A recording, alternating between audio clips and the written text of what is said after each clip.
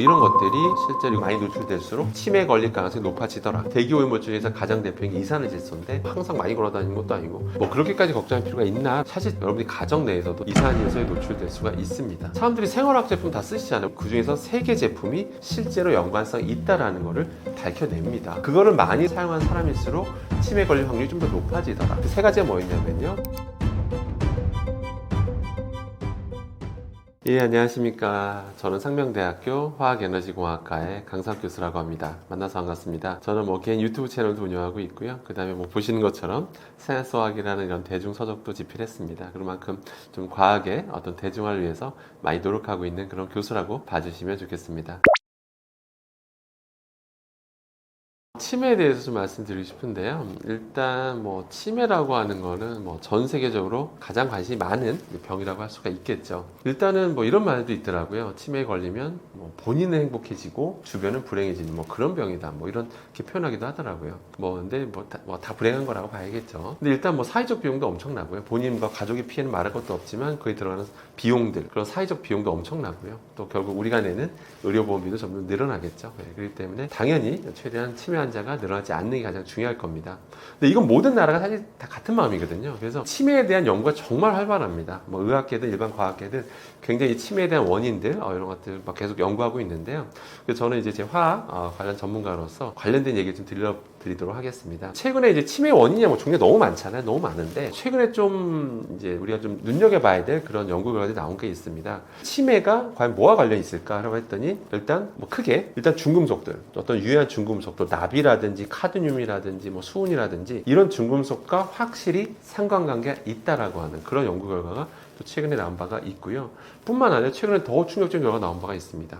대기오염 있죠. 우리 대기오염 항상 이렇게 우습게 보면 안 되잖아요. 항상 그 전 세계로 대기오염 관리하잖아요. 대기오염을 일으키는 주된 어떤 위험한 어떤 기체가 있거든요. 어떤 이산화질소 이런 것들이 대표적인 건데 그런 이산화질소 같은 것들이 많이 노출되면 노출될수록 확실히 치매와의 상관관계가 있다는 것이 또 최근에 밝혀진 바가 있습니다. 그러니까 결론은 유해하다고 알려진 것들이 실제 우리 몸에 유입되면 치매까지 영향을 줄 수 있다는 게 밝혀진 거죠.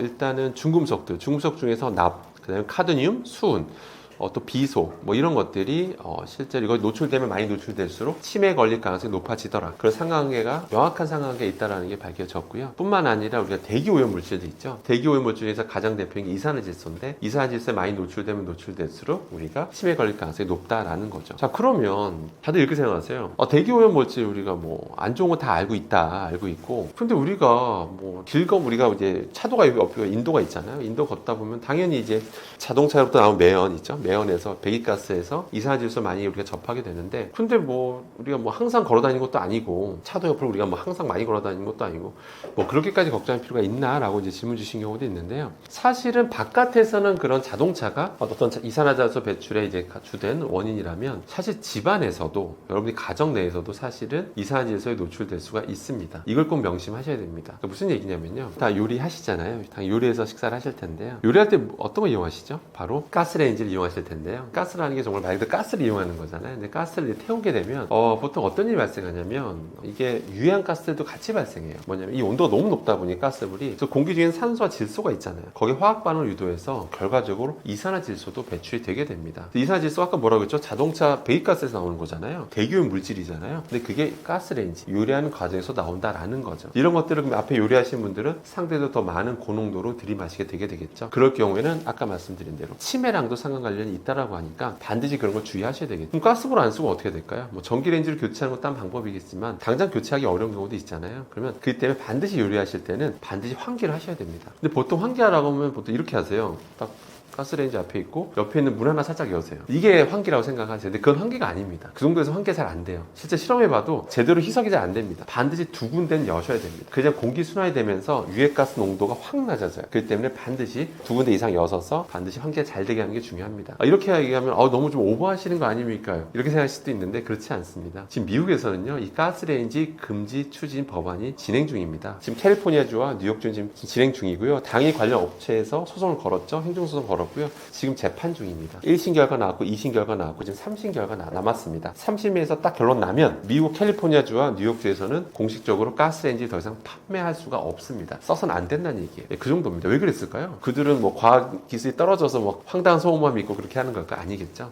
공식 미국 화학협회에서도 입장문을 냈습니다. 가스레인지를 켜는 것만으로도 유해 물질이 너무 많이 발생하니까 이거는 반드시 좀 교체해야 된다. 전기레인지를 교체할 것을 촉구한다라고 입장문을 낸 적도 있습니다. 그렇기 때문에 여러분들 그게 미국에서 그렇게 바뀌면 우리나라도 영향을 받겠죠? 네, 그럼 그때 가서 너무 후회하지 마시고 반드시 가스레인지 사용하실 때는 환기를 잘 시키셔야 된다는 꼭 명심하시길 바라겠습니다.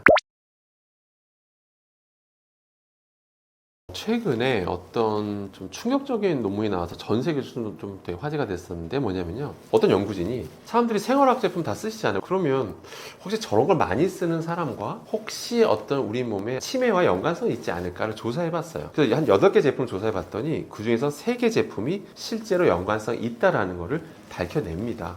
그 3가지가 뭐였냐면요. 구강청결제, 방향제, 소독제였습니다. 그러니까 그거를 많이 사용하면 사용한 사람일수록 치매 걸릴 확률이 좀 더 높아지더라. 이런 걸 이제 밝혀냈던 거죠. 많은 사람들이 충격에 휩싸였죠. 일상적으로 많이 쓰는 거니까요. 그럼 도대체 왜 그럴까? 이제 그것까지 이제 후속 연구가 더 많이 필요한 상황인데요. 근데 여기서 약간 잠정적인 좀 결론을 내면 추정을 하자면 저 3가지 공통점이 뭐냐면 그리고 일상적으로 우리가 좀 더 많이 접하는 거고요. 그러니까 그때 8개 조사했다고 했잖아요. 근데 3개가 더 관련있다고 했는데 상대적으로 8개 중에 저 3개가 좀 더 우리가 사용 빈도수가 좀 높은 거였어요. 좀 높은 거였고 그 다음 또 뭐냐면 당의 저런 제품 주제에는 살생물제 성분이 들어갑니다. 살생물제가 뭐냐면 한마디로 제품의 보존력을 늘려주는 뭐 그런 것도 있고요. 한마디로 어떤 항균 능력이 있는 그런 성분들이 이제 당의 안에 있는 건데요. 당이 그래야지 뭐 소독도 되고 그런 거잖아요. 근데 그런 걸 많이 노출돼 아무래도 저런 제품들 많이 쓰게 되면 아무래도 항균 성분에도 더 많이 노출되기 때문에 치매와도 연관되어 있는 것으로 이제 추정을 하고 있습니다. 그렇기 때문에 그래서 여기서 이제 팁을 좀 알려드리면 구강청결제 같은 경우는 우리가 하고 뱉잖아요. 뱉을 때 적당히 좀 남아 있어야 뭔가 계속 좀 개운한 느낌도 들고 그러는데 그러지 마시고 이게 하는 게 약간 살균을 하려는 거잖아요. 그러니까 충분히 좀 해서 살균을 하셨으면 다시 한번 물로 충분히 좀 가급적 거의 남지 않도록 충분히 헹궈 주시는 게 좀 더 바람직하겠습니다. 물론 충치 건강에 좀 더 남아있는 게 좋을 수는 있어요. 근데 하지만 그건 치약하고 똑같거든요. 치약도 어떤 전문가는 치약이 좀 남는 게 또 충치 건강에 좋다라고 하고 어떤 사람은 그러면 결국 치약을 먹게 되니까 안 좋다라고 하는 전문가가 있는 것처럼 그래도 치매와 연관성까지 나온 마당에 그래도 구강청결제 사용하신다면 충분히 좀 물로 헹궈주시기를 좀 당부드리겠습니다. 방향제 좀 말씀드리면 방향제 같은 경우도 참 우리가 많이 쓰잖아요. 쓰는데 그래도 이제 휴발하면서 그런 살생물질 성분도 많이 노출되기 때문에 주기적으로 좀 환기해서 좀 사용하시는 것이 중요하겠다. 이렇게 보시면 되겠습니다. 당시 연구 결과도 흥미로웠던 게 여성한테서 저런 화학 제품 사용량과 어떤 그 인지기능 저하 능력이 좀 상관관계 더 강하게 나타나다 이렇게 나왔는데 근데 그거에 대해서도 연구진도 명확하게 뭐 밝힌 건 아닙니다. 사실 명확히 결론 난 건 아닌데요. 추정하자면 상대적으로 방향제나 뭐 소독제나 어떤 구강청결제나 사용 빈도수가 상대적으로 여성이 좀 높을 가능성이 있거든요. 또 뭔가 소독, 뭔가 청소 이런 것도 관련해서도 상대적으로 남성보다 여성이 좀 더 많이 사용할 가능성들이 있고 그러다 보니까 좀 더 노출될 가능성이 많다라고 현재 추정을 하고 있는데 아직까지 명확히 결론 난 건 없습니다. 근데 저는 뭐 똑같은 양이 남성, 여성 똑같이 노출된다면 비슷한 효과가 나타났을 것으로 봅니다. 그러니까 결론은 너무 과하게 노출되지 않도록 충분히 헹궈주거나 충분히 환기시켜주거나 그렇게 좀 현명하게 쓰시는 게 가장 중요하다고 보시면 되겠습니다. 이렇게 기억하셔야 됩니다. 우리 구독자님들께서는 실내질은 시간이 지나면 무조건 안 좋아진다. 이렇게만 기억하시면 됩니다. 2가지 원인이 있는데요.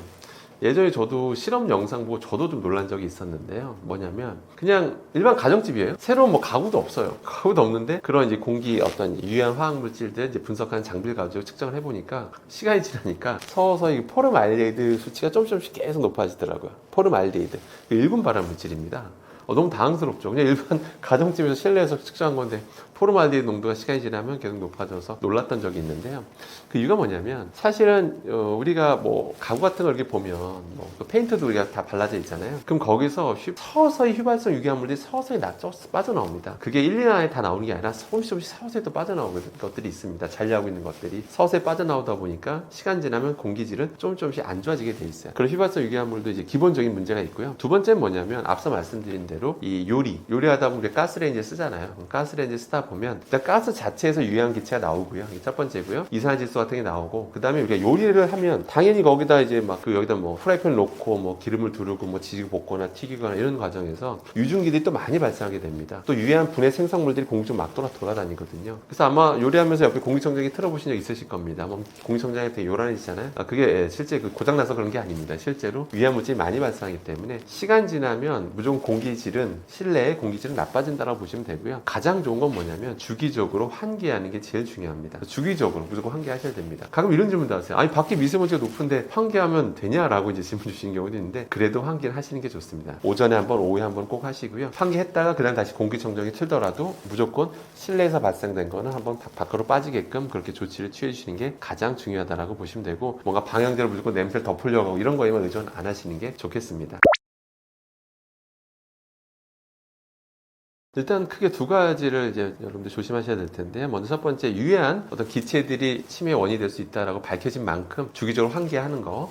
또 요리하실 때, 또 가스레인지 켜셨을 때 또 환기하시는 거, 그것도 중요하고요. 그 다음에 이제 중금속 말씀드리면, 뭐, 카드뮴, 납, 뭐, 수은, 뭐, 이런, 뭐, 비소, 이런 것들에 대해서 많이 노출돼서 또 위험하다고 알려져 있잖아요. 그런 중금속이 또 들어오면 잘 안 빠집니다. 잘 안 빠지기 때문에 전 세계적으로 관리하는 거고, 식품의 기준치를 정해서 관리하는 거거든요. 그럼 결론 이런 것들을 최대한 노출을 줄이는 방법은, 가장 좋은 방법은 소식입니다, 사실. 기본적으로 소식하시게 되면, 실질적으로 소식하시는 분이 치매 발병률이 낮다는 건 이미 뭐 예전부터 알려져 있는 거고요. 그래서, 근데 저도 이런 자료를 공부할수록 왜 소식하시는 분들이 건강하고 왜 치매 덜 걸리는지 알겠더라고요. 일단 기본에 노출된 양, 절대적 양이 줄어들게 됩니다. 그 다음에 약간 이런 유해한 중금속들이 수산물에서 아무래도 농도가 좀 높게 나오는 것도 현실입니다. 수산물은 사실 죄는 없어요. 어업 종사자분도 죄는 없습니다. 바다가 오염되면서 나오는 그냥 하나의 현상입니다. 그 때문에 수산물이 요즘 중금속 오염도가 심각해지고 있기 때문에 기본적으로 섭취량 좀 줄이시는 게 좀 좋고요. 그 다음에 기본적으로 또 드신다면 팔팔 끓이는 탕이라면 반드시 국물까지 드시지 마시고 가급적 이런 건더기 위주로만 드시는 식습관을 실천하시는 것이 가장 바람직하다고 보시면 되겠습니다. 실제로 이런 일이 있었습니다. 2023년에 이제 오스트리아 또 유럽에서 실제로 우리나라 그런 해조류에 대해서 수입 금지 조치한 적이 있었어요. 그래서 영원히 영구 금지 됐냐? 그건 아닙니다. 근데 거꾸로 얘기하면 지속적으로 계속해서 이런 사건은 터질 거다라고 이제 보시면 되겠습니다. 그 이유가 뭐냐면요. 일단 유럽에서는 이제 정해놓은 기준치라는 게 있어요. 요오드에 대해서 이제 아이오딘이라고도 하는데요. 그 요오드 특정 기준치 농도를 넘어서면 절대로 유통될 수 없게 해놨습니다. 근데 우리나라 제품 이제 검사하면 통과된 경우도 있지만 통과 안 되는 경우가 이제 적발이 된 거예요. 그래서 어떨 때는 500ppm이 나오고 어떨 때는 5000ppm이 나오고 이런 일이 있어서 이제 중간중간에 수입 금지되는 일이 벌어졌던 거죠. 실제로 그러면 유럽의 기준이 뭐냐면 대표적으로 독일만 해도 20ppm으로 기준을 잡아놓고 있습니다. 20입니다. 20인데 우리나라 제품에서 아까 몇이라고 했죠? 500ppm, 5000ppm 이런 것들이 나왔다는 거죠. 근데 참 이게 아이러니하게도 우리나라에서는 이런 500ppm, 5000ppm 넘는 제품들이 팔려도 전혀 제재를 받지 않습니다. 한마디로 불법이 아니라는 거죠. 그럼 독일은 왜 이렇게 20ppm으로 잡아놨을까요? 그들은 과학기술이나 의학기술이 떨어져서 그래서 이렇게 말도 안 되는 기준 잡아놓은 걸까요? 그건 아니겠죠. 바로 뭐냐면 그들이 생각했을 때 20ppm 정도로 농도를 잡아놔야 사람들 일반적인 식품 섭취량이라는 게 있잖아요. 그랬을 때 이 정도 농도로 관리해줘야 우리가 일반적으로 먹으면 그들이 말하는 어떤 기준치, 안전 위험성 그 기준치를 넘지 않을 것이다 라고 잡아놓은 그 농도가 바로 20ppm입니다. 그런데 이제 우리나라 제품 중에서 그런 20ppm 넘는 것들이 계속해서 발견되고 있고 앞으로도 발견될 겁니다. 그것이 현실이라는 것을 참고하실 필요가 있겠습니다. 사실은 우리나라는 식약처에서 그 요오드 권장 섭취량, 그러니까 1일 권장 섭취량을 정해주고 있습니다. 제시하고 있어요. 하루에 150 마이크로그램은 먹어주는 게 좋다. 이건 권장 섭취량입니다. 그래도 또 우리가 그걸 어떻게 지키면서 먹습니까? 그래서 때로는 많이 먹을 때도 있잖아요. 그래서 1일 상한 섭취량이라는 게 또 있어요. 세계보건기구 WHO에 따르면 1100 마이크로그램이 1일 상한 섭취량이에요. 근데 우리나라는 그보다 좀 더 관대하게 잡고 있습니다. 1100이 아니라 2400 마이크로그램은 절대로 넘어서는 안 된다. 그러니까 150이면 충분한데 그래도 넘어서 안 되는 그 함량이 바로 2400 마이크로그램이다 라고 보시면 됩니다. 자, 그러면 한번 많이 최근에 미역국 한 그릇 드셨어요. 내가 미역국 한 그릇 먹으면 내가 이게 정부에서 2400 넘으면 안 된다고 했는데 난 2400 마이크로그램 넘었을까 안 넘었을까 알 수가 없겠죠. 여러분들은 아실 수가 없습니다. 그러니까 미역국 한 그릇 드셔도 내가 정부가 말한 기준치를 넘었는지 안 넘었는지 알 수가 없어요. 여러분 국민들은요. 왜 알 수가 없을까요? 돌아다니는 제품, 식품들의 농도를 관리를 안 하고 있습니다. 거꾸로 제가 이제 미역 장사하는 사람을 가정했을 때 제가 판매하는 제품에서 어떤 때 그 농도가 5000ppm 넘었어요. 5000ppm 넘었다는 얘기는 뭐냐면 제 제품으로 미역국 한 그릇 드시면 미역국 한 그릇에 1g 정도의 순수 미역이 들어갑니다. 그러면 5000 마이크로그램을 먹었다는 얘기예요. 그럼 아까 정부가 말한 게 2400이라고 했잖아요. 한 그릇만 먹어도 기준치를 넘어선다라는 거죠. 그게 현실입니다. 상한 섭취량에 대해서도 대한민국이 관대한 건 맞습니다. 세계보건기구에서 하루 1일 상한 섭취량이 1100 마이크로그램이라고 했는데 대한민국은 2배가 훌쩍 넘는 2400 마이크로그램이잖아요. 이렇게 관대한 이유에 대해서 저도 나름 자료도 찾아보고 나름 또 여기저기 이제 조사해봐도 우리나라 사람들은 그럼 요오드가 아무리 많이 들어와도 괜찮나? 우리나라는 선천적으로 유전적으로 탁월한 유전자가 있어서 아무리 많이 먹어도 괜찮나? 라는 그런 어떤 과학적 근거가 있나라고 저도 찾아봤는데 그런 근거는 없습니다. 다만 식약처에서 그렇게 관대하게 정한 근거가 뭐냐라고 하면 그냥 우리나라는 기본적으로 해조류 섭취량이 많은 나라이니 해조류 섭취량이 기본적으로 많은 민족이니 2400 정도는 괜찮다라고 이제 보고 있는 겁니다. 그러니까 그 정도 먹어도 무조건 괜찮다라고 말할 수 있는 이렇게 관대하게 잡는 거에 대해서 과학적 근거는 없고요. 근데 문제는 더 심각한 건 뭐냐면 상한 섭취량 2400 마이크론 잡았다는 사실 그건 큰 의미가 없습니다. 무슨 얘기냐면 앞서 말씀드린 대로 대한민국은 식품에 대해서 요오드 그 함량, 농도에 대한 기준치가 없습니다. 아까 유럽은 몇이라고 했죠? 20ppm이라고 했죠? 20ppm 넘어서 우리나라 거 다 그 수입 금지됐던 적도 있었잖아요. 우리나라는 아예 그런 기준치가 없습니다. 기준치가 없기 때문에 아까 PD님이 하루에 한 그릇 먹었을 때 어떤 날은 1일 상한 섭취를 넘으셨을 수도 있어요. 한 그릇만 먹어도. 하지만 어떤 미역을 드셨을 때는 상한 섭취를 넘지 않으셨을 수도 있어요. 그러니까 돌아다니는 식품은 지금 우리가 알 수가 없다라는 거죠. 어느 정도 높은 농도로 돌아다니는 제품이 있는지 없는지조차도 우리는 알 수가 없다는 것이 이제 심각한 문제이기 때문에 뭐 상한 섭취량 넘었네 안 넘었네 이런 거 따지는 것 자체가 사실 의미가 없습니다. 그럼 요오드 얘기 잠깐 하면 그럼 독일은 아니 왜 그러니까 아무튼 특정 농도 넘으면 안 된다고 하고 있잖아요. 그럼 요오드가 도대체 뭐길래 한번 잠깐 거기에 대한 보충점이 좀 필요할 것 같습니다. 일단 요오드는 여러분 정말 필요한 겁니다. 우리 몸에. 없어서는 안 됩니다. 갑상선 호르몬에 굉장히 중요한 역할을 하는 화학 원소예요. 당연히 우리 몸에 들어와야 되는 거고요. 아까 말씀드린 대로 권장 섭취량이라는 것도 있습니다. 있는데 문제는 뭐든지 과하면 문제가 되거든요. 과해서 문제가 없는 건 없습니다. 심지어 물도 한 번에 왕창 6리터 먹으면 죽을 수도 있어요. 공기 중에 산소가 산소 되게 중요하잖아요. 산소 없으면 죽잖아요. 근데 공기 중에 산소가 100% 되면 어떻게 될까요, 여러분들? 사람은 죽습니다. 뭐든지 지나쳐서 많은 건 좋은 거 하나도 없습니다. 요오드는 마찬가지로 요오드도 많이 들어오게 되면 어떤 일이 벌어지냐면 갑상선 기능 저하증이라든지 갑상선 기능 항진증 이런 것들이 나타날 수가 있기 때문에 유럽에서도 과학적 근거를 가지고 그렇게 관리하는 거다라고 보시면 됩니다. 그러니까 뭐든지 지나치면 안 좋다. 특히 우리나라는 더 전 신경 써야 된다고 봅니다. 왜냐하면 우리나라 갑상선암 발병률이 세계 1위입니다. 세계 1위인 나라이기 때문에 물론 이거에 대해서는 논란이 있는 건 맞아요. 왜냐하면 그 1위인 이유가 검사를 많이 해서다. 검사를 많이 안 했으면 그렇게까지 1위는 안 했을 거다. 뭐 이런 논란이 있는 건 사실이지만 아무튼 갑상선암 발병률이 높은 나라에서 이런 나라에서 갑상선에 영향을 줄 수도 있는 요오드 함량에 대해서 기준치조차 없다라고 하는 거는 분명히 전 문제라고 보고 있습니다. 그러니까 권장 섭취량은 다 해놓고선 권장 섭취량, 1일 상한 섭취량 정해놨는데 식품에 대한 기준치는 없다라는 겁니다. 그러니까 어떤 식품에서 왜냐면 그 어떤 그러니까 식품 업체가 있어요. 미역 식품 업체가 있으면 매번 이게 채취할 때마다 농도가 다릅니다. 요오드 농도가. 근데 아무리 많든 아무리 적든 그건 상관없다라는 거죠. 우리나라에서는 다 팔 수 있다라는 겁니다. 근데 다만 그걸 해외에 판매했더니 유로에 판매했더니 무슨 일이 있었죠? 수입 금지 조치됐던 일이 벌어졌다는 게 현실입니다. 그래서 우리나라에서는 아직까지는 지금 정하지 않고 있는데 저는 제 생각에는 지금 2025년 기준은 없지만 2035년 뒤에 되면 저는 당연히 생길 거라 봅니다. 거꾸로 생각하면 2035년에 2025년을 바라보게 되면 아니 우리나라는 기준치조차 없었어? 라고 놀란 날이 반드시 온다라고 저는 확신합니다. 그러니까 언젠가는 조만간에 저는 기준치가 생길 것으로 보고 있습니다.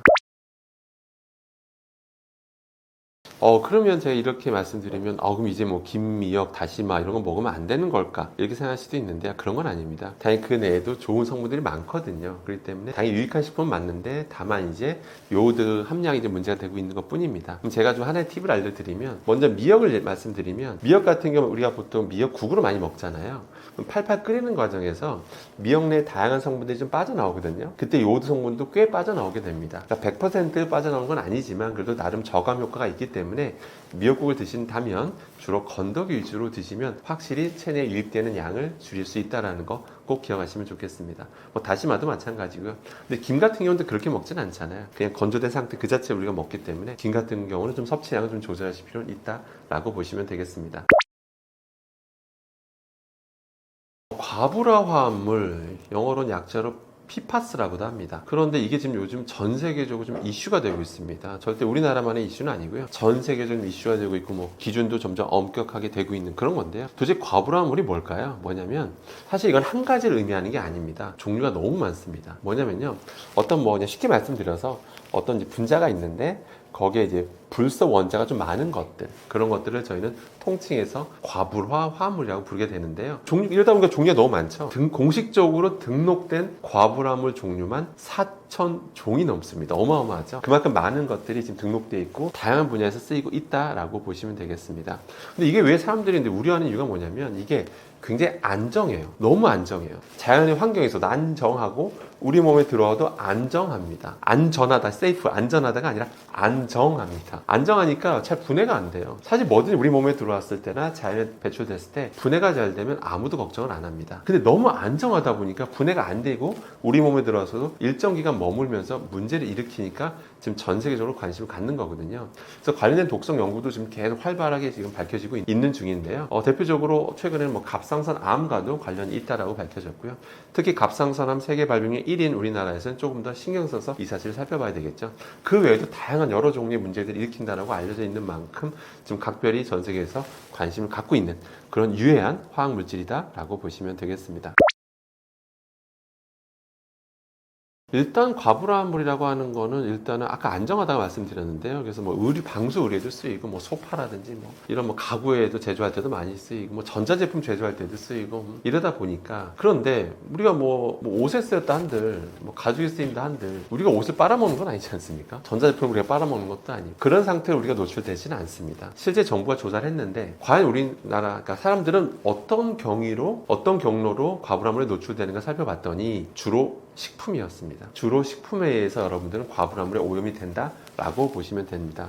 그러면 주로 식품들 조사했어요. 뭐 수산물, 농산물, 축산물, 가공식품 다 조사를 해봤는데 가장 농도가 높은 게 여러분이 예상하셨듯이 수산물이 제일 높게 나왔습니다. 수산물에서 왜 높게 나올까요? 어떻게 보면 당연한 거겠죠. 지금 이 순간에도 지금 공장에서는요 폐수를 버리는 게 불법이 아닙니다, 여러분들. 불법이 아닙니다. 대신 정부가 정해준 기준치는 있어요. 어떤 기준치대로 희석해서 버리면 됩니다. 그럼 버리면 강과 바다로 지금도 계속 흘러가고 있겠죠. 그럼 강과 바다로 쌓이면 처음엔 상관이 없겠죠. 근데 계속 바다로 배출되면 바다라는 게 언젠가 물은 증발하잖아요. 과불화물은 증발하는 게 아닙니다. 그럼 그 안에서 있는 생명체들이 있겠죠. 그럼 수산물들이 거기에 노출되겠죠. 최종 저희 상위 포식자가 누굽니까? 바로 사람이죠. 결국엔 그런 수산물을 먹는 건 우리죠. 실제 수산물에 오염도 많이 돼 있고 그걸 먹는 건 우리고요. 그러니까 우리 몸에 들어왔을 때 배출도 안 되고 잘 쌓이면서 지금 문제가 되고 있는 거다라고 보시면 되고 수산물이 가장 오염도가 심각하다 라고 보시면 되겠습니다. 다른 나라랑 좀 비교해서 말씀드리고 싶은데요.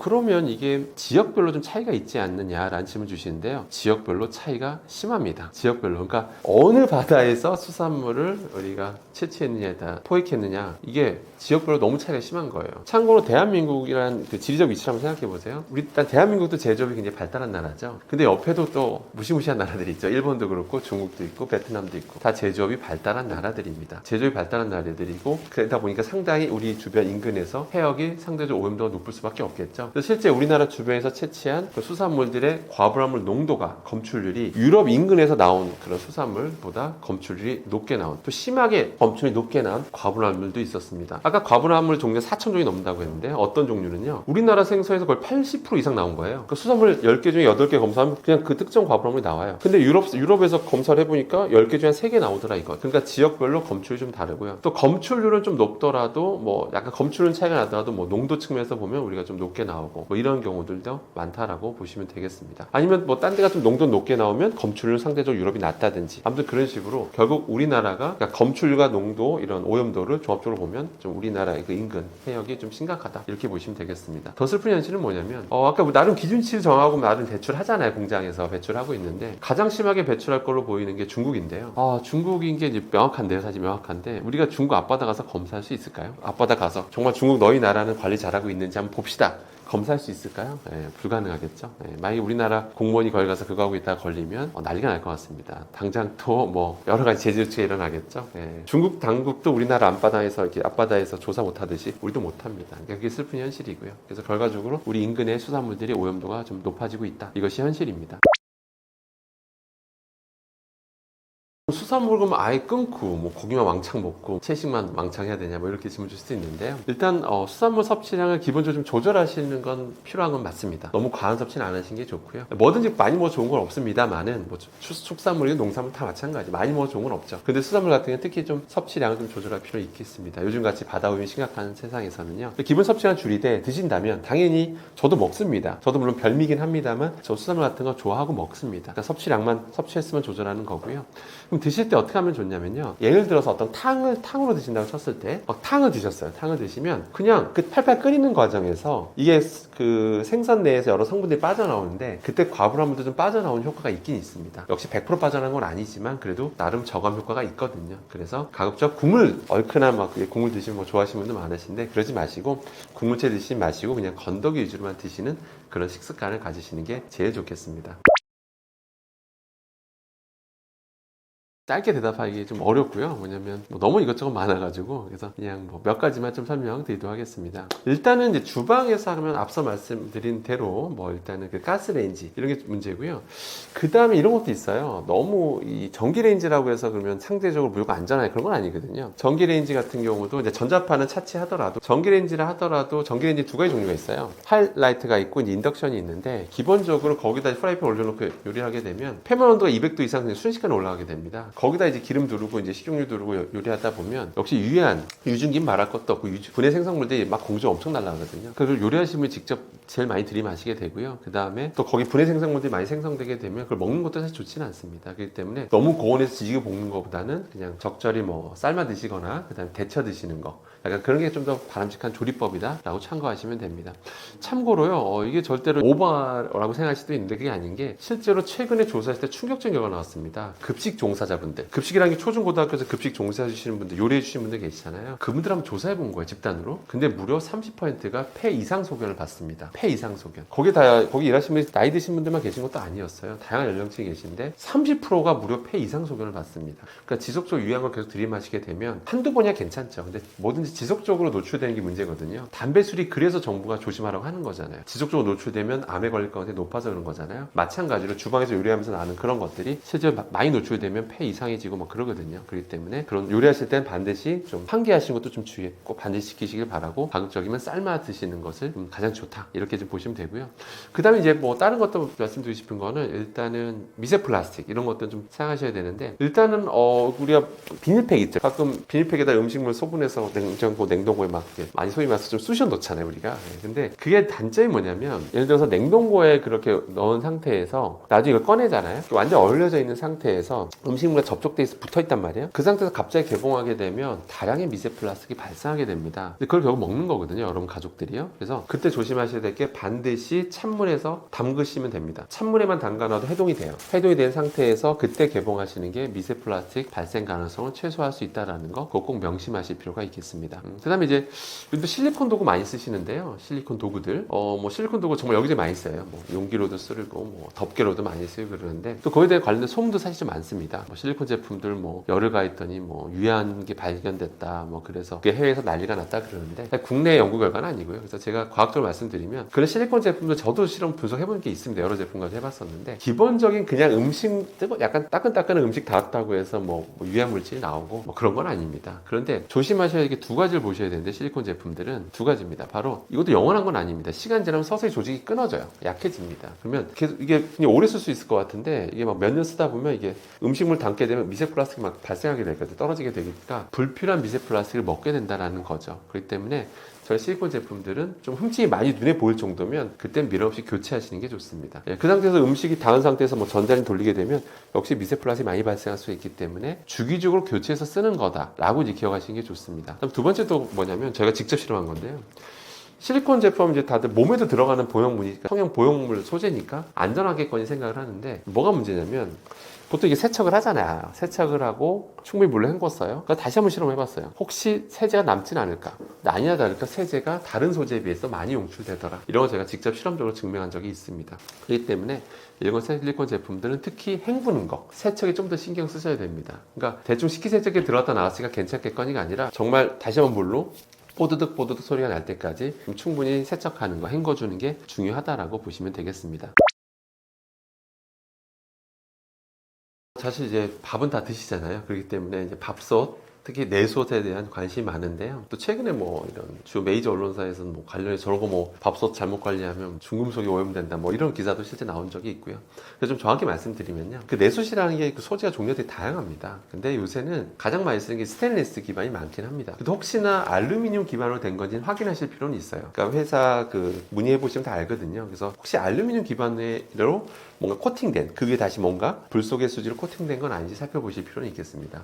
근데 알루미늄이 쓰인 거라면 이제 적어도 코팅이 벗겨졌다면 알루미늄 그대로 노출되는 거거든요. 근데 거기다 음식 해 먹는 거는 밥을 해 드시는 건 좀 추천드리고 싶지는 않고요. 그래서 알루미늄 기반이라면 코팅 벗겨지면 바로 버리자 이렇게 기억하시면 되고요.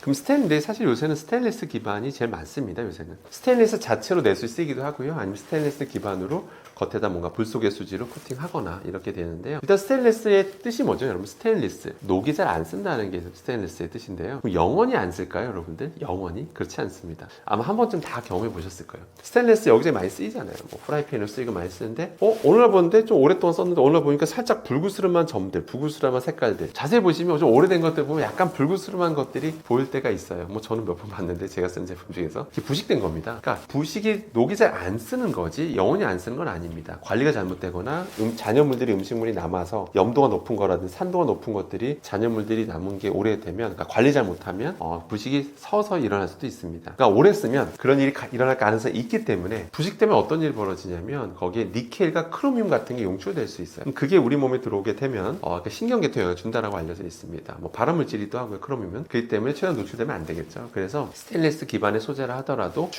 적어도 쓴 지 1년 넘으면 주기적으로 좀 보실 필요는 있어요. 색깔 같은 거 혹시 좀 부식된 부분은 없는지 한번 색깔 변화 좀 보실 필요 있고요. 색깔 변화가 없다면 관리를 잘하고 있다는 뜻이고요. 그럼 좀 오래 쓰셔야 되는데 색깔 변화가 서서히 좀 뭔가 좀 보인다, 불그스름하게 뭐 한 점 하나가 좀 보인다 그러면 미련 없이 교체하시는 게 좋습니다. 요새 모든 전기밥솥 회사가 내솥을 따로 판매하고 있습니다. 그래서 그냥 별도로 그렇게 비싸게도 팔고 있지 않기 때문에 별도로 그때는 교체해서 쓰시기를 추천드리겠습니다. 그리고 이제 이런 질문 많이 주시는데요. 그럼 코팅 소재는 불 속의 수지가 코팅되어 있으니까 미세 플라스틱 걱정이 되지 않겠느냐 이렇게 생각하시는데요. 실제 저희가 실험해봐도 그렇고요. 뭐냐면 불 속의 수지가 그렇게 또 만만한 소재는 아닙니다. 굉장히 안전한 소재는 맞아요. 그래서 일반 밥솥에 한다고 해서 막 미세 플라스틱이 막 엄청 떨어져 나오고 뭐 그런 거는 사실 거의 무시할 만한 수준이고요. 근데 언제 많이 발생하냐면 많이 떨어져 나가냐면 오히려 우리가 세척할 때 우리가 막 문지르거든요. 특히 거친 거 있죠. 막 금속류 막 그런 걸로 막 이렇게 스테인리스하게 철 수세미로 막 문지르게 되면 그때 우리 눈에는 안 보이지만 서서히 많이 떨어져 나오거든요. 그래서 서서히 코팅이 벗겨져 나가는 경우가 되게 많습니다. 그렇기 때문에 반드시 이런 걸 관리 잘 하시려면 좀 부드러운 거 있죠. 부드러운 솔 같은 걸로 좀 문지르시는 게 그렇게 세척하시는 게 가장 바람직하다라고 보시는 게 좋겠습니다.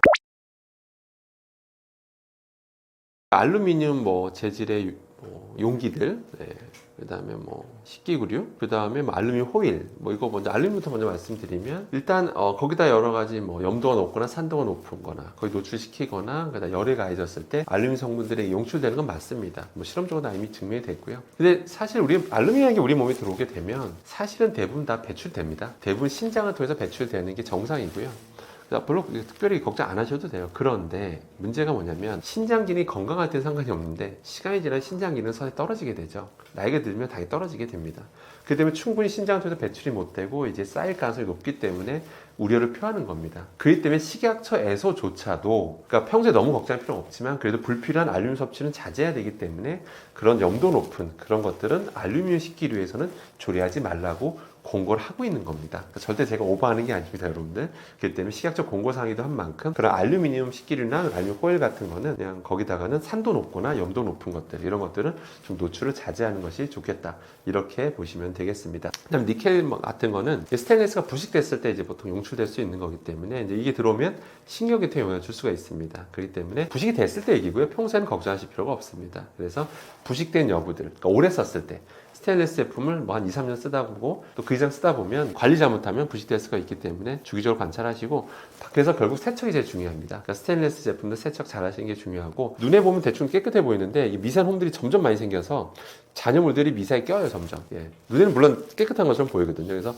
특히 더 세척에 신경 쓰셔야지만 더 오랫동안 쓰실 수 있다라고 보시면 되겠습니다. 알루미늄이 지속적으로 오랫동안 이제 우리 몸에 머물게 되면 이게 치매하고도 관련성이 있다라는 이런 연구 결과도 계속해서 나오고 있거든요. 그렇기 때문에 물론 거기에 대해 반론의 뭐 연구 결과도 있긴 한데, 기본적으로 근데 세계적으로 알루미늄이 많이 노출될수록 쌓일수록 문제가 될 수 있는 연구 결과도 나오고 있는 만큼 불필요하게 우리가 일부러 노출할 필요는 너무 많이 노출할 필요는 없겠죠. 그렇기 때문에 그런 부분 주의가 필요하겠습니다. 사실은 이제 종류별로 봐야 될 것 같은데요. 그러니까 실리콘 제품들, 요새 많이 쓰시는 실리콘 제품은 영원한 제품이 아니다라는 거 꼭 기억하시고, 이게 구멍 뚫릴 때까지 써야겠다 이런 생각을 하지 마시고, 그냥 반드시 좀 눈에 띄게 많이 보일 정도가 되면 미련 없이 새로 구매하자 이렇게 생각하시는 게 제일 좋고요. 실리콘 제품은 주방 세제, 잔여물들이 상대적으로 많이 남을 수가 있기 때문에 세척에 좀 더 신경 쓰자 이렇게 기억하시면 되겠습니다.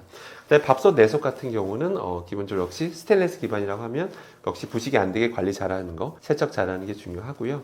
그리고 부식 여부 잘 체크하시는 게 좋고요. 그 다음에 알루미늄 기반의 소재라고 하면 코팅되어 있는 소재면 코팅이 벗겨지면 역시 미련 없이 교체하자라고 보시는 게 좋겠습니다. 일단 미세 플라스틱 줄이기 위한 방법들 뭐 여러 가지가 있는데, 저도 비닐팩 같은 거는 반드시 냉동고에 들어갔다 나온 거는 그냥 개봉하지 마시고 찬물에 충분히 해동한 다음에 개봉하시게 되면 미세 플라스틱에 노출될 가능성 최소화할 수 있고요. 한 가지 또 말씀드리면, 제가 또 직접 실험한 건데요. 여러분 가정용 랩 있잖아요. 랩 많이 쓰실 텐데요. 랩이라는 건 우리가 어떤 음식물에 감싸서 전자레인지 돌릴 때가 있죠. 그래야 수분이 잘 안 날아가잖아요. 그래서 좀 더 촉촉한 느낌이 들어야 되는 식품들은 랩을 감싸 돌리기도 하잖아요. 그래서 저희가 한번 실험을 한번 해봤습니다. 당근에다가 가정용 랩을 감싼 다음에 전자레인지에 30초 정도 돌려봤습니다. 그 랩을 뜯어요. 그리고 그 당근에 있는 표면을 특수현미경으로 한번 관찰해봤습니다. 그때 충격적이도 미세한 미세 플라스틱들이 다 너무나 많이 달라붙는 걸 제가 직접 확인했거든요. 그렇기 때문에 랩 같은 거는 진짜 감싼 정도로만, 가정용 랩은 그냥 감싼 정도로만 쓰시는 게 좋고요. 그게 음식에 직접 닿은 상태에서 전자레인지 돌리는 거는 좀 지양하시는 것이 바람직하겠습니다. 그래야 좀 미세 플라스틱을 노출을 위해 최소화할 수 있겠습니다. 예를 들어서 근데 랩 있잖아요. 랩이 사실은 크게 두 가지 종류로 나뉩니다. 가정용 랩과 업소용 랩으로 좀 나뉘게 되는데요. 가정용 랩은요, 집에 있는 제품 한번 딱 들여다보시면 폴리에틸렌이라고 적혀 있어요. PE라고 적혀 있거나요. 그럼 앞에 LD, PE. 결국 이 PE, 폴리에틸렌, 이건 우리는 폴리올레핀 계열이라고 말을 하는데요. 가정용 랩은 다 그거라고 보시면 됩니다, 요새는. 그런데 업소용 랩은 좀 달라요. 업소용 랩은 PVC 랩을 많이 씁니다. PVC 랩을 쓰는 게 불법도 아니고요. 그 이유가 뭐냐면 좋아요. 왜 좋냐면 쫙쫙 늘어나고요. 그리고 딱 음식에 용기에 딱 붙였을 때 잘 달라붙습니다. 점착력도 너무 좋고요. 그다음에 우리 고기 마트 가면 고기 사잖아요. 고기가 랩에 감싸져 있잖아요. 근데 우리 만약에 고기를 딱 구매하려고 하는데 막 이렇게 습기가 차 있으면 어떨까요? 습기가 차 있으면 선명하지가 않겠죠. 그럼 고기가 신선해 보일까요? 신선해 보이지 않겠죠. 그럼 구매까지 영향을 줍니다, 실제. 그러니까 일반 가정용 랩으로 감쌀 수가 없어요. 그러니까 일반 마트 고기 감쌀 때는 PVC 랩을 쓸 수밖에 없습니다. 그 PVC 랩으로 감싸진 것들이 뭐 이런 배달업소라든지 아니면 이런 고기 포장할 때 많이 쓰이고 있는데, 근데 문제가 뭐냐면 PVC 랩에는 이제 가소제라는 걸 쓸 수밖에 없습니다. 그럼 가소제가 들어간 PVC 랩은 또 다시 두 가지 종류 나눌 수가 있겠죠. 이게 국내산이냐 해외에서 생산한 거냐, 이제 두 가지로 볼 수가 있는데, 당연히 국내 업체들 같은 경우는 논란이 되고 있는 프탈레이트 가소제를 쓰고 있는 경우는 제가 알기로는 없습니다. 그러니까 국내 업체들은 PVC 랩 제조업체들이 프탈레이트 가소제를 안 써요. 다른 가소제 씁니다, 쉽게 얘기해서. 근데 우리가 뭐 알 수가 있나, 이게 뭐 국내산 제품인지 해외산 제품인지 알 수가 없죠. 그러니까 얼만큼 이제 뭐 프탈레이트 가소제 좀 소량 첨가하는 거가 유통돼도 그건 불법도 아니고요. 그런 거 수입해서 팔아도 불법도 아닙니다. 뿐만 아니라 이런 프탈레이트 가소제도 문제지만, 최근에 친환경 가소제라고 알려져 있는 것들조차도 그 ATBC라고 하는 친환경 가소제로 도 유명한 게 있거든요. 근데 그것도 지금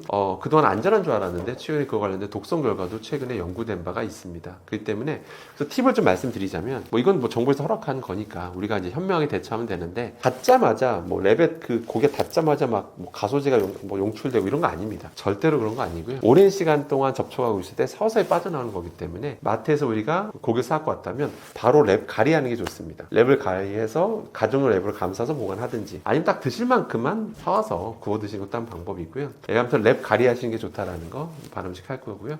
그리고 접촉 시간이 중요한 거기 때문에 아무튼 그날 가서 사오시면 아무튼 랩가리 하시거나 아니면 보통 음식 같은 거 우리가 배달 많이 시켜 먹는데 가급적이면 배달보다는 직접 가서 드시는 것도 하나의 팁이 될 수 있겠다. 이렇게 보시면 되겠습니다. 사실 미세 플라스틱의 발생 원인으로만 1시간 동안 얘기할 수 있을 것 같긴 한데요. 근데 차근차근 좀 몇 가지만 핵심적인 걸 말씀드리면, 일단 플라스틱이 바다로 많이 지금 배출되고 있잖아요. 네. 우리야 뭐 분리수거 잘한다고 하지만 전 세계적으로 보면 또 그렇지도 않습니다. 지금 슬프게도 태평양 어디 한가운데 쓰레기섬, 플라스틱 섬이 생기고 혹시 들어보셨습니까, 피디님? 플라스틱 섬이 쌓이고 플라스틱이 계속 쌓여서 그게 하나의 섬처럼 보이는 약간 그런 것까지 현상이 있을 정도로 지금도 플라스틱 쓰레기가 많이 바다로 배출되고 있습니다. 그 자체로도. 그게 시간이 지나면 어떻게 될까요, 여러분들? 서서히 분해가 되겠죠. 분해가 되면서 그게 다 미세 플라스틱이 되는 거고, 그게 바로 여러분 수산물로 넘어가는 겁니다. 근데 미세 플라스틱만 넘어가면 상관이 없는데 또 그게 또 바다에 존재하는 약간 중금속들도 미세 플라스틱 잘 달라붙어요. 붙은 상태에서 수산물로 넘어가게 되고, 결국 그 상위 포식자에 또 우리한테 넘어오게 되는 거고, 그런 식으로 미세 플라스틱이 넘어오기도 하는 겁니다. 그럼 또 미세 플라스틱 또 발생된 원인 또 다른 또 살펴보면요. 예를 들어 우리가 페트병, 생수, 이거 정말 많이 다들 쓰시잖아요. 많이 사용하시고 많이 애용하실 텐데, 여러분 페트병 용기라는 게 처음부터 그 모양일까요? 페트병 용기가? 당연히 아니겠죠. 당연히 그 모습으로 만들기 위해서 성형 가공이라는 걸 하게 됩니다. 그래서 어떤 성형 가공을 하게 되냐면, 먼저 처음에 그 프리폼이라고 해서 사출 성형을 먼저 한번 한 다음에 얘를 고압 고온에서 이제 블로우 성형이라는 걸 해요. 정말 부는 겁니다. 블로우 성형. 기계로 이제 블로우 성형을 하게 되면 이제 틀에 맞춰서 블로우 성형하게 되면 우리가 아는 그 모양이 만들어지는 거거든요. 근데 이럴 때 무슨 일이 벌어지냐면, 이런 고온 고압에서 노출되면 그 PET 소재라고 하는 게, 간단하게 말씀드리면 수분을 좀 미량이라도 머금고 있는 상태에서 고온 고압이 가해지게 되면 조직이 좀 끊어집니다. 물론 우리 눈에는 안 보여요. 끊어진 상태에서 물을 담으면 어떻게 될까요? 조직이 끊어진 상태에서 물이 담기니까 조각이 떨어져 나오겠죠. 역시 눈에 안 보입니다. 다행히 눈에도 안 보일 정도 작은 조각들이 떨어져 나오게 되는데, 그게 바로 미세 플라스틱입니다. 또 최근에 또 그 해외 연구 결과 중에서 충격적인 게 있었는데요. 티백 중에서 플라스틱 삼각망 같은 거 다 본 적 있으시죠? 그것도 역시 뜨거운 물 부어서 실험해 보니까 어마어마한 미세 플라스틱이 발생해서 충격을 준 바가 있습니다. 어떤 해외 연구에서는 1마이크로미터 이하는 나노 플라스틱이라고 하거든요. 근데 나노 플라스틱이 뭐 억 개, 수억, 1억 개 이상 그런 게 발견돼서 충격을 준 바가 있었습니다. 그러니까 어마어마한 양이 나오는 거예요. 그래서 그것도 왜 그랬냐면, 그 조직이 미세하게 끊어져 있어요. 그렇게 성형 가공하는 과정에서. 그 상태에서 뜨거운 물 붓게 되면 그 조각들이 떨어져 나오게 되면서 그게 바로 미세 플라스틱이다. 이렇게 보시면 되겠습니다. 사실은 이 얘기는 참 예전에 7년, 8년 전인가 예전에 이런 적이 있었어요. 어떤 연구진이 이제 생수병, 전 세계 생수병 브랜드를 이제 실험해 봤는데, 미세 플라스틱이 한마디로 너무 많이 나왔어요. 너무 많이 나오니까 이제 사람들이 너무 우려를 표하잖아요. 그러니까 세계보건기구에서 뭐라고 했냐면, 너무 걱정하지 마십시오. 약간 뭐 그런 식으로 오히려 세계보건기구가 사람들을 이제 달래는 훈훈한 그런 입장을 냈었는데, 뭐라고 하냐? 150 마이크로미터 이상의 크기의 미세 플라스틱은 우리가 먹어도 흡수되지 않습니다. 흡수되지 않으니까 걱정하지 마십시오라고 훈훈한 입장문을 냅니다. 그러니까 150 마이크로 우리가 주로 노출된 게 주로 큰 거니까 걱정하지 마십시오라고 얘기를 한 거예요. 그러면서 또 뭐라고 했냐면, 근데 거기에 되게 미묘한 어떤 단서를 답니다. 1마이크로미터보다 작은 거를 나노 플라스틱이라고 보통 부르거든요. 1마이크로미터가 참고로 1000나노미터입니다. 아무튼 그 1마이크로미터 이하는 알 수 없다. 그거는 뭐 연구된 바가 없으니까 세계보건기구도 과학적 근거를 가지고 얘기해야 되는데, 없으니까 그렇게 얘기한 거예요. 자, 그랬는데 다들 그러고 나서 세계보건기구가 뭐 걱정하지 말라고 하니까 괜찮은 줄 알았었죠. 그런데 그 뒤로 시간이 흐릅니다. 2022년에 충격적인 결과가 나오기 시작합니다. 네덜란드 연구진이 무슨 실험을 했냐면요, 네덜란드 성인을 데리고 실험을 한번 해봐요. 어떤 실험을 하냐면 피를 뽑습니다. 피를 뽑아서 과연 그 안에 미세 플라스틱이 있을까라고 이제 실험을 한번 해본 거예요. 충격적이었습니다. 분명 세계보건기구에서 그랬잖아요. 크기가 큰 건 흡수가 안 된다고 해서, 먹어봤자 변으로 다 배출된다. 그런데 네덜란드 성인들 22명인가 조사했더니 17명한테서 미세 플라스틱이 관찰이 된 겁니다. 그것도 우리가 일상적으로 쓰는 플라스틱들이 발견된 거예요. 폴리스타일린 플라스틱, PET 미세 플라스틱, 폴리올레핀계 미세 플라스틱, 이런 것들이 그대로 발견된 겁니다. 그때 그랬죠? 크기가 크면 흡수 안 된다면서요. 근데 혈액으로 넘어갔잖아요. 왜 넘어갔을까요? 흡수가 됐다는 얘기죠. 그러니까 사이즈가 작은 것들이 우리는 은연중에 많이 노출되고 있다는 걸 그때 이제 밝혀졌던 거죠. 이렇게 밝혀진 것도 몇 년 안 됐어요. 지금 2025년이잖아요. 3년 전에서야 그런 것들이 밝혀졌다라는 겁니다.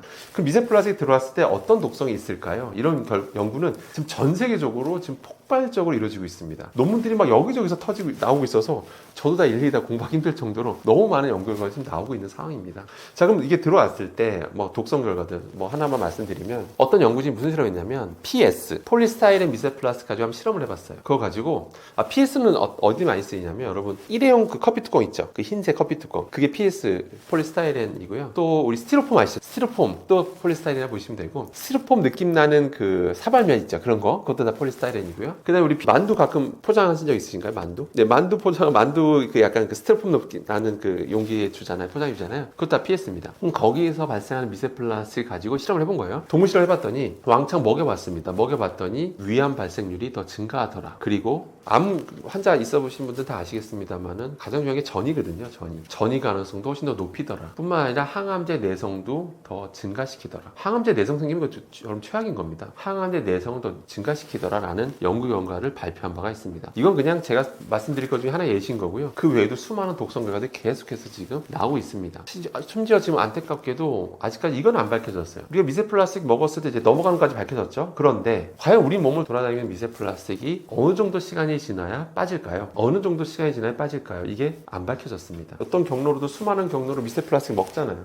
그럼 다들 궁금하시죠? 이게 그럼 언제 지나야 빠집니까? 라는 질문이 있을 텐데요.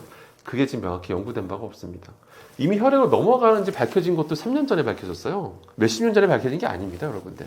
그러니까 그만큼 아직 연구 결과가 너무 적어요. 그렇기 때문에 한마디로 내가 먹은 미세플라스틱이 어느 정도나 머물다 빠질지 모르는 상황에서 최대한 노출을 최소화하는 게 가장 중요하다. 이렇게 기억하시면 됩니다. 이제 페트, PET 소재를 우리나라는 이제 가장 많이 쓰고 있는데요. 일단 페트 생수병에서 미세플라스틱이 나오느냐 이걸 따져봐야 되는데, 뭐 해외 연구 결과도 그렇고 국내에서 연구진이 또 실험한 결과도 있는데요. 역시 대다수의 페트병에서 미세플라스틱은 관찰이 되고 있습니다. 그건 이제 팩트고요. 이제 PET 이제 미세플라스틱이 많이 관찰되는데, 이제 그런 것들에 대해서 이제 독성 연구 결과가 충분한가라고 했을 때, 아직 PET 미세플라스틱에 대해서는 아주 명확하게 완전 뭐 모든 학자들이 동의하는 뭐 그런 명확한 독성 결과가 나온 건 사실 없습니다. 근데 시간이 지금도 연구 중이기 때문에 시간 지나면 연구 결과가 밝혀지겠죠. 아까 PS 미세플라스틱까지 말씀드렸잖아요. 거기서도 막 위암 발생 가능성을 높였던 것처럼 PT도 연구가 계속 되다 보면 이런 결과들이 앞으로 계속 속속들이 밝혀질 것으로 보입니다. 그렇기 때문에 먹으라고, 한마디로 의외로 단순해요. 제가 항상 던지는 메시지가 의외로 되게 단순합니다. 뭐냐면 먹으라고 만든 거 아니면 안 드시면 됩니다. 페트병 소재는 먹으라고 만든 게 아닙니다. 그럼 거기서 나온 미세플라스틱 먹으면 안 되겠죠. 그래서 미세플라스틱 먹을 가능성을 최소화하는 게 가장 좋겠죠. 그래서 가장 좋은 습관은 뭐냐면, 결론은 가급적이면 적어도 하루에 하나 정도는 텀블러 있죠, 스테인리스 텀블러, 이거 하나 담아서 들고 다니시는 걸 좀 추천드리겠습니다. 그걸로 출근하시거나 그걸로 외출하시는 게 가장 좋고요. 그래서 물이 떨어지면 뭐 주변 정수기에 물 담을 수가 없다면 그땐 사 드셔야겠죠. 목말라서 우리가 죽을 수는 없잖아요, 그죠? 그렇기 때문에 사용을 최소화하는 게 가장 바람직합니다. 어떻게 보면 사실 이 페트병이라는 게 또 소재가 재활용이 100% 되면 얼마나 좋겠습니까? 근데 그렇지 않고요. 우리나라 이런 플라스틱 재활용률이 50%대인데요. 말이 50%대지 이게 태우는 것까지 다 포함해서 50%됩니다. 태우면 열이 발생하잖아요. 그러니까 열을 또 이용하긴 하거든요. 그러니까 그래서 이것도 재활용이다라고 보는 경우가 있긴 한데, 엄밀히 태우면 환경 물질 또 오염 물질 나오잖아요. 그렇기 때문에 엄밀히 따지면 이런 태우는 걸 빼고 순수한 의미의 재활용률은 한 20%대로 보고 있습니다. 그렇기 때문에 플라스틱 사용은 최소화하는 게 가장 바람직합니다. 환경부에서도 바라는 바고요. 이걸 뭐 마음껏 쓰고 막 권장하고 이런 거 못 들어보셨을 겁니다. 무조건 사용을 최소화하는 게 제일 좋겠습니다. 가장 많이 질문 하나 뭐냐면, 수돗물이 좋습니까? 뭐 정수기가 좋습니까? 뭐 이런 질문도 참 많이 듣는데요. 일단 뭐 수돗물부터 먼저 말씀드리면, 우리나라 수돗물 그 관리 기준은 정말 세계적인 수준입니다. 오히려 미국보다 더 엄격해요, 우리나라가. 그만큼 까다로운 기준을 가지고 물을 관리하는 게 바로 수돗물입니다. 근데 문제가 뭐냐면, 정수장에서 물은 깨끗해요. 근데 그 물이 우리 그 상태로 그대로 우리 가정집에 배달이 되면, 운송이 되면 얼마나 좋겠습니까? 그런데 상수도관의 그 상태는 여러분 집집마다 다 다릅니다. 다 달라요. 상수도관의 그 오염된 정도는 다 다르기 때문에 제가 일괄적으로 뭔가 말씀드리기 참 어려워요. 그러니까 여러분의 가정집에 있는 수돗물은 너무 좋습니다, 이것만 드셔야 됩니다 말하기도 좀 어려운 부분이 좀 있고요. 그래서 정기적으로 상수도관은 우리가 뭐 교체를 하고 있지만, 그거 교체하는 게 되게 어렵습니다. 땅을 한번 드러내야 되거든요. 그때 되면 막 교통마비 되잖아요. 정기적으로 빨리빨리 하는 게 쉬운 건 아닙니다. 그러니까 아무튼 그래서 집집마다 이 수돗물 상태가 다 다르기 때문에 수돗물 자체는 너무 좋지만 이걸 그냥 무조건 드십시오라고 말하기가 참 어려운 부분도 좀 있다라는 거. 그러니까 지진마다 수질 상태가 다르기 때문이다 라고 생각하시면 됩니다. 그래서 가장 좋은 것 중에 하나는 뭐냐면 수질 검사 한번 받아보시는 것도 좋아요. 그 지자체 연락하시면 예약하시면 직접 검사원이 옵니다. 와서 한번 수질 검사도 해주시거든요. 그래서 그런 검사를 받아보시는 것도 한 방법이겠습니다. 그래서 그 정도 통과하고 나면 그래도 음용수로서 적합하다 이렇게 보시면 될 것 같고요. 그 다음에 일반적으로 아마 정수기 많이 의존하실 텐데요. 사실 정수기라고 하는 거는 여러분 집에 가정용 쓰시는 정수기는 적어도 미세 플라스틱 측면에서 보면 대부분 다 거릅니다. 가끔 또 이런 질문도 하세요. 정수기 들어가는 필터가 플라스틱인데 거기서 미세 플라스틱 많이 떨어져 나오냐 이렇게 뭐 말씀하시는데, 떨어져 나올 수 있는 건 맞는데 기본적으로 그 소재가 되게 견고한 소재예요. 그래서 그 정도 물에 의해서 막 엄청 뭐 나노 플라스틱, 미세 플라스틱 막 수십억 개, 수만 개가 떨어져 나오고 그런 거 아닙니다. 그렇기 때문에 그렇게까지 걱정하실 필요는 없습니다. 그리고 그렇게까지 막 조직이 막 엄청 떨어져 나올 정도 되기 전에 이미 코디네이터 분이라고 하시죠? 정기적으로 와서 교체해 주시잖아요, 필터를요. 그렇기 때문에 평소에 그렇게까지 정수기에서 나오는 미세 플라스틱은 그렇게 걱정하는 상황은 아닙니다. 그래서 미세 플라스틱 정도는 정수기에 다 걸러지기 때문에 정수기 물을 그냥 받아서 그냥 스테인리스 텀블러에 담아서 다니시는 습관을 들이시길 좀 추천드리겠습니다. 브리타가 그러니까 해외 지금 미국에서 소송 중이에요. 참고로 소송 중이라는 게 성능 가지고 이제 논란이 있어가지고 이제 소송 중인데 그냥 결론 안 났습니다. 생각 안 났고. 근데 거기에 쓰는 필터도 종류가 여러 가지가 있어요. 브리타 필터도 뭐 그냥 일반 스탠다드 필터가 있고 뭐 엘리트 필터가 있고 막 이런 게 있고. 근데 우리나라 제품을 보면 달라요. 필터가 달라요. 그래서 알 수가 없어요. 그러니까 스탠다드 필터를 쓰고 있는지 엘리트 필터를 쓰고 있는지 알 수가 없고, 홈페이지 들어가면 성능만 나와 있어요. 뭐 미세 플라스틱, 뭐 무슨 입자들, 미세 입자, 숫자는 생각이 안 나는데 5mm 아무튼 뭐 어느 정도 입자는 뭐 이상은 걸러질 수 있다 뭐 이런 뭐 얘기를 하고 있고요. 또 어느 뭐 저감 효과 얘기를 하고 있는데 정확히 몇 % 저감한다는 얘기인지 1% 줄여준다는 얘기인지 90% 줄여준다는 얘기인지 이건 뭐 정확히 그 수치로 공개를 안 하고 있어서, 그래서 제가 차마 수치를 공개 안 하고 있는 회사에 대해서 이게 제가 얘기하기가 애매하긴 합니다. 그래서 제가 방송에서 뭐라고 했냐면 제 유튜브 영상에서 수치를 공개하면 제가 검증해드리겠다. 제가 교차 검증해드리겠다. 그러니까 예를 들어서 본인들이 예를 들어서 뭐 중금속을 90% 저감한다 라고 적어놓으면 제가 실험실에서 직접 검증을 해보겠다. 근데 수치를 공개를 안 하고 있으면 검증한다는 게 의미가 없잖아요. 제가 그러니까 예를 들어서 남의 제품을 제가 마치 시험 성적서를 만들어주는 거 똑같은 거예요. 제가 딱 했더니 이건 90% 저감되네요? 제가 홍보해주는 거가 돼버려서 먼저 공개를 안 하는데 제가 하는 건 좀 바람직하지 않아서, 그래서 결론은 국내 제품과 해외 제품이 달라요. 그리고 심지어 브리타 측에서도 제 영상 본 것 같기도 한데, 왜냐면 저한테 연락 온 적도 있었거든요. 물론 뭐 광고 관련해서 연락이 오긴 했었었는데 광고 관련 뭐 신제품 개발했다고 뭐 커멘트 해줄 수 없냐 뭐 이런 거였던 것 같아요. 제 기억으로 제 영상 봤던 것 같아요. 저한테 갑자기 뜬금없이 왔던 거 보면. 근데 본인도 아무도 공개는 지금도 안 하고 있어요, 성능에 대해서. 근데 한 가지 확실한 거는 그러니까 잔류 유기 부산물들이 있어요. 그러니까 염소 부산물들.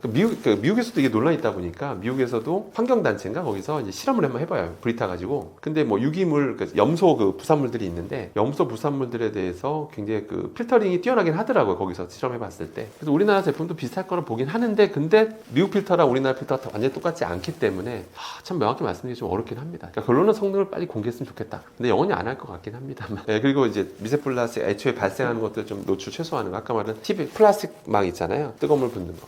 그러니까 플라스틱 망이, 그래서 이제 많은 업체에서 PLA 플라스틱으로 만든 이런 삼각망으로 제품도 출시했는데요. 그러면서 미세 플라스틱 걱정하지 마십시오. 우리는 생분해성 플라스틱으로 만들었습니다. 이런 건 이제 홍보하기도 하는데요. 이건 이제 방송 내보낼지 마실지 한번 판단해 보시고요. 뭐냐면 이게 실제 옥수수로 만든 거 맞아요. 옥수수로 만들었으니까 이거 괜찮지 않을까 이렇게 생각할 수가 있는데, 문제가 뭐냐면 역시 그걸 때 뜨거운 물 붓게 되면 이제 미세 입자들, 미세 플라스틱 나오는 건 맞는데, 생분해성이니까 우리 몸에 들어왔을 때 다 분해되는 거 아니야? 라고 생각하실 수가 있는데, 분해되는데 시간이 오래 걸립니다. 분해되는데 수주에서 수개월이 걸리기 때문에 돌아다니는 동안 그게 어떤 영향을 미치는지 명확히 밝혀진 바가 없어요. 실제 독성료가 나온 적도 있고요. 실제로 그 PLA 미세 플라스틱조차도 독성료가 나온 바가 있고요. 이게 돌아다니면서 혈관을 혹시라도 막는데 일조할지 말지도, 하는지 안 하는지도 지금 연구가 충분히 안 돼 있고요. 명확하지가 않은 상태입니다. 그렇기 때문에 역시 PLA도 먹으러 만든 건 아닙니다, 여러분들.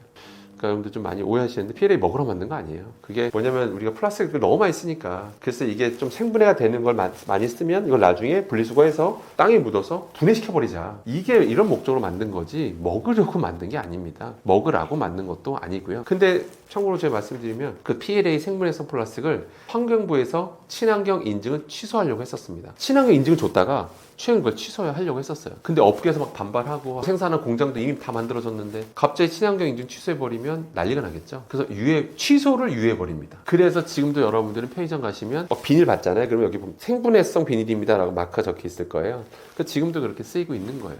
근데 이게 왜 환경부에서 취소하려고 했을까요, PD님? 왜 그랬을까요, PD님? 아니, 생분해성이라고 처음에 인증해 줬다가 지금 다시 취소하려고 한다는 게 너무 이상하잖아요. 그 이유를 말씀드리면 사실은 여러분 분리수거 해보셔서 아시잖아요. 생분해성 플라스틱이랑 따로 분리수거 하십니까? 안 하시잖아요. 안 하죠? 왜 안 하고 있을까요? 생분해가 그냥 되는 게 아닙니다. 이거를 땅에다 묻은 다음에 특정 온도까지 올려야 돼요. 그 다음에 습도도 70%까지 올려야 돼요. 특정 온도, 특정 습도로 올린 상태에서 또 특정 미생물을 뿌려줘야지만 그래야지만 서서히 분해가 되는 겁니다. 자, 그러면 그런 땅을 확보하기가 쉬울까요? 어려울까요? 어렵겠죠. 지금도 뭐 땅이 부족해서 뭐 아파트 지을 데가 없다, 뭐 수도권에는 막 이런 얘기가 나오고 있는데 그런 거 할 매립지도 없고요. 첫 번째. 두 번째. 그 정도 온도를 올리고 그 정도 습도를 유지하는 것도 하나의 다 비용이죠. 그거 다 에너지입니다, 여러분들. 열을 만들려면 그 정도 온도까지 올리려면 전기를 쓰거나 뭐 해야 되잖아요. 가스를 태우거나 해야 되는데 그럼 그게 다 환경 오염입니다. 그러니까 친환경이라고 막 그렇게 분해하려고 했는데 정작 그런 걸 분해하는 과정은 전기를 쓰거나 이래야 되니까 그러니까 친환경을 보기가 어려운 거죠. 이러다 보니까 현실적으로 찌지 않다라고 해서 결과적으로 환경부에서 친환경 인증을 취소하려고 했었던 거죠. 그런데 지금은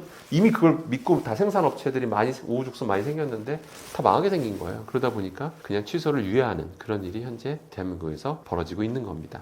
왜 생분해성 플라스틱에 대해서 친환경 인증도 취소하려고 했냐면 일단은 별도로 분리수거하고 있지도 않을 뿐더러 분리수거 해봤자 그 뭐 매립할 데도 없고 그러다 보니까 오히려 일반 플라스틱과 섞여서 버리잖아요. 그럼 오히려 이게 일반 플라스틱, 재활용 그나마 좀 되는 플라스틱조차도 이 생분해성 플라스틱이 이 재활용을 오히려 방해하더라. 또 별도로 그걸 또 다시 분리해야 되는 또 일이 또 생기는 거죠. 또 이게 혹시라도 오염돼서 이게 이리로 넘어가 버릴 수도 있거든요. 혹시 분해돼서 이게 넘어가 버리게 되면 오히려 이 다른 일반 우리가 재활용하던 플라스틱의 재활용 률을 더 방해하더라. 그렇기 때문에 친환경을 취소하려고 했던 겁니다.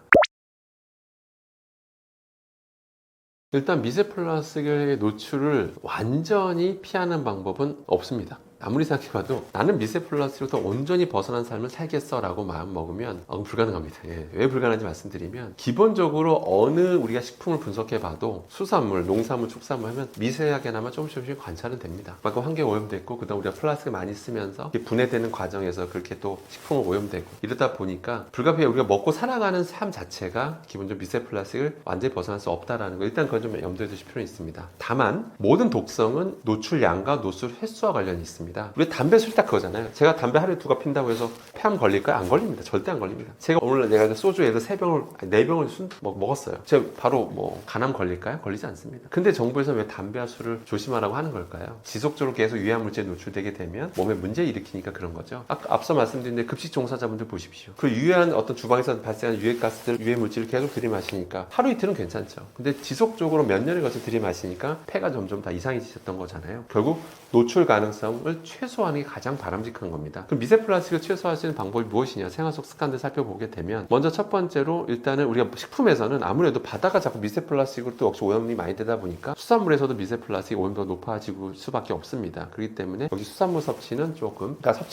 섭취를 하지 말라는 게 아니라 섭취량은 좀 조절할 필요가 있다라고 이제 보실 필요가 있고요. 그 다음에 페트병 생수 좀 사용을 좀 자제하고 가급적이면 스테인리스 텀블러를 꼭 하나씩 갖고 다니시기를 좀 당부드리고요. 그 다음에 랩 같은 거 절대 음식에 직접 감싸서 전자레인지에 돌리는 행위는 절대 하시면 안 된다는 거. 그러면 실제로 분해가 돼서 미세 플라스틱이 실제 음식물에 달라붙게 된다는 거. 제가 직접 특수현미경으로 관찰까지 했습니다. 그렇기 때문에 그런 꼭 조심하실 필요가 있고요. 그 다음에 일반 폴리올레핀 계열, 그러니까 PE 소재가 비닐이 안전하다고 해도 거기다 음식물 담아서 냉동 보관한 다음에 꺼냈을 때는 바로 개봉하지 마시고 충분히 찬물에서 담가서 해동한 다음에 그 다음에 개봉하시게 되면 미세 플라스틱 노출 가능성을 줄이게 되고요. 그 다음에 또 여러분들이 이런 만두 용기 있잖아요. 만두 용기, 스티로폼 느낌 나는 그게 바로 PS라는 소재인데 그럼 먹다 보면 은근 이렇게 자꾸 긁어요. 음식을 통해서 그러니까 표면을 긁게 되잖아요. 그렇게 되면 다량의 미세 플라스틱이 또 용출되고 우리가 또 먹게 될 가능성이 있는 거거든요. 또 그런 스티로폼 느낌 나는 용기를 사발면 드실 때도 가급적이면 이렇게 좀 최대한 긁거나 그러니까 막 젓가락으로 표면 안을 막 긁거나 이런 가능성을 최소화하시는 게 그러니까 마찰이 일어날 가능성을 최소화하시는 게 가장 좋다라고 보시면 되겠습니다. 그리고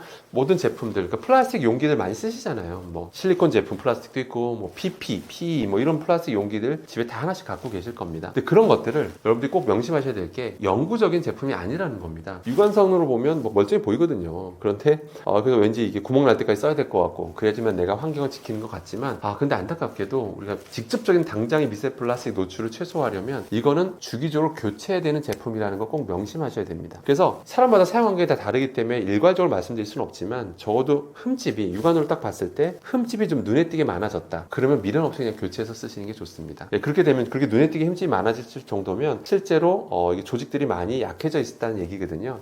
조직이 많이 약해질 정도로 오래 쓰였다는 얘기고 거기다 음식물 담고 뭐 하다 보면 떨어져 나와요. 계속 불필요한 미세 플라스틱 섭취하게 되는 것이기 때문에 그러시면 안 되겠죠. 그렇기 때문에 플라스틱 제품은 무조건 정기적으로 교체해서 쓰는 제품이다. 오히려 환경이 걱정되신다면 오히려 이런 것들은 분리수거에 더 신경 쓰시는 게 좋겠다. 그리고 아무튼 플라스틱 사용은 기본적으로 사용을 줄이시는 게 가장 환경을 살리시는 것도 꼭 명심하시기 바라겠습니다. 네, 사실은 제가 제 개인적인 유튜브 채널을 통해서 이제 대중분들과 많이 소통하고 있는데요. 어떤 유해한 화학물질에 대해서 알려드리는 시간을 갖고 있습니다. 근데 한편에 이런 질문도 상당히 좀 많이 받는데요. 아니, 이것저것 따지면 어떻게 사냐라고 이제 질문 주시기도 하고, 이것저것 따지면 다시 원시 시대로 돌아가야 되는 거 아니냐? 이렇게 질문 주시는 경우도 있는데요. 제가 그런 채널을 운영하고 말씀드리는 게, 이것도 하지 말고 저것도 하지 말고 원시 시대로 돌아가자. 그럴 거 위해서 제가 이렇게 출연한 게 아닙니다. 저는 사실은 공대 교수로서 산업을 육성해야 될 의무가 있는 그런 사람입니다. 다만 여러분들한테 뭐든지 그렇게 정확한 지식만 알면 다 안전하게 살 수가 있거든요. 그러니까 제가 이런 방송에 나오는 거는 정확한 지식을 전달해 드리고 최대한 위험성 있는 물질에 대해서 노출을 최소화할 수 있는 방법을 알려드리기 위해서 오는 거지 이것도 하지 말고 저것도 하지 말고 원시대로 돌아갑시다 이런 건 아닙니다. 그렇기 때문에 오해는 안 하셨으면 좋겠고요. 앞서 말씀드린 담배, 술 이런 거 보셨잖아요. 뭐든지 이런 거 지속적으로 오래 우리가 노출되면 암에 걸리고 이런 거잖아요. 그리고 급식 종사자분들 사례만 봐도 그렇고 유해한 거에 계속 노출됐더니 폐 이상 소견 받으셨던 것처럼 그렇기 때문에 평소 유해한 물질이 무엇인지 정확히 아는 게 중요하고요. 그런 게 언제 어느 시점에 용출되고 내가 언제 노출되는지 이것만 아신다면 최대한 노출을 최소화할 수 있습니다. 그래서 정확한 방법을 알려드리기 위해서 이 방송을 한 거고 이런 책도 그래서 쓴 겁니다. 그렇기 때문에 무조건 유해성은 무조건 노출량과 노출 횟수와 비례한다는 거. 그러니까 정확하게 알면 노출량도 줄일 수 있고 노출 횟수도 줄일 수 있다는 것만 기억하시면 되겠습니다. 그래서 정확한 지식이 제일 중요하다. 이렇게 기억하시면 되겠습니다. 그래서 저는 너희 또 만나 뵙게 돼서 너무 반갑고요. 저는 상명대학교 강사 교수였습니다. 다음 기회에 또 뵐 수 있길 바라겠습니다. 이상입니다.